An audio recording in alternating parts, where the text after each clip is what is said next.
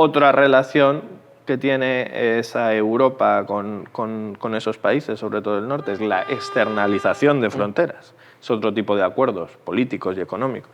Y es pagar a estos países, pagar a Marruecos, pagar a Libia, pagar a Túnez, para que se encarguen de ser la mano dura, por así decirlo, el sicario de turno, que termina con empujando y evitando que lleguen a la frontera.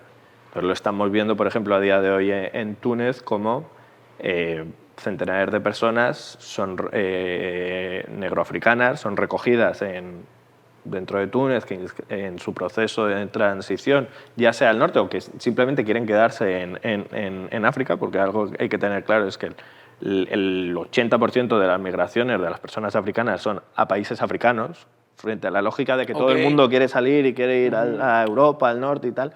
La amplia mayoría lo que van es a otros países y que son los países cercanos, colindantes con sus propios países. Los limítrofes aquí y tal. Pues los están recogiendo, los llevan al desierto y los dejan morir. ¿Qué va? Porque uno del segundo lugar o uno de los otros lugares de muerte, geografías de muerte por excelencia marcadas por la migración, es el desierto, que de eso no se habla tanto. El desierto está lleno de cuerpos muertos enterrados, de rutas migratorias. Y ahí, en este caso, o cómo controla Marruecos la frontera, son los que terminan matándolo. Entonces, Europa o España se limpia las manos, es decir, nosotros no hemos disparado a nadie, pero están pagando, no solo pagando, sino incluso llevando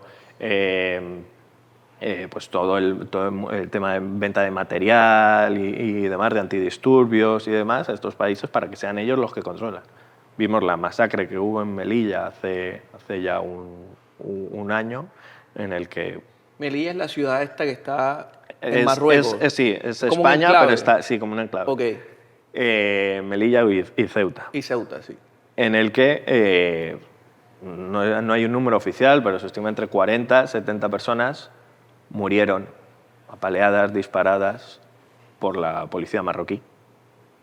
Y Europa en la frontera, y las imágenes son escandalosas, es decir, pilar de cuerpos. Y España felicitó a Marruecos. Un gobierno progresista, como el actual, de Pedro Sánchez, con un ministro que es terrible, terminó felicitando a Marruecos. ¿Cómo felicitas una acción cuya consecuencia ha sido la vida de gente? De decenas de personas? Esa es la relación que tiene Europa con ese norte de África, con el norte. Esa frontera. Ajá. Quiero, Pablo, que ahora que pusiste el tema, me pareció una imagen terrible, que desarrolles un poquito más la cuestión de el desierto como ese lugar donde hay muertos y muertos y muertos. Es decir, de esas decisiones o procesos migratorios, que como te mencionaba, la mayoría son a países cercanos, uno por todos los gastos que implica, migrar implica gastar. Es decir, realmente sale mucho más caro ese proceso migratorio que comprarte un avión, un vuelo de Níger a Madrid.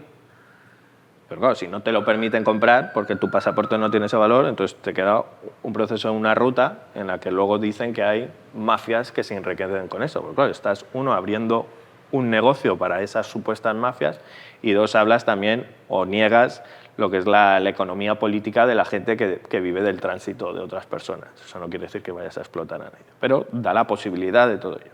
Entonces, en esas rutas migratorias, lo que llevan las redes, el boca a boca, el pasa, también los años para generar ese tipo de rutas, implica que ya hay un determinado recorridos.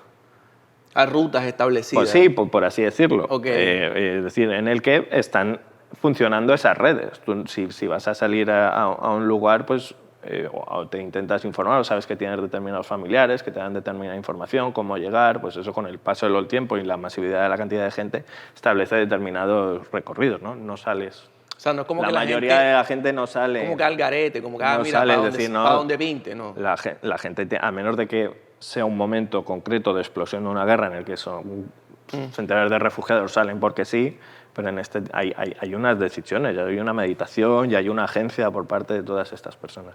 En esa ruta encontramos un desierto inmenso.